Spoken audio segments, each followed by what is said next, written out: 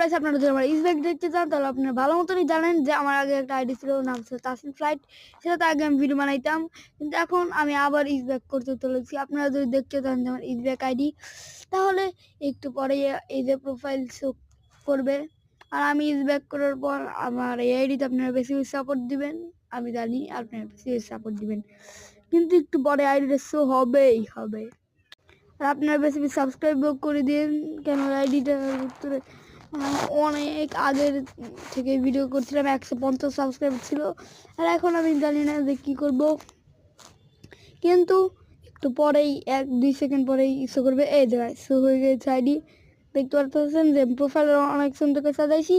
প্রোফাইলে আরও সুন্দর, প্রোফাইলে একজন সাবস্ক্রাইব কেন একটা গ্লিচ ফাইলের জন্য একজন সাবস্ক্রাইব হয়ে গেছে, তাই এমন।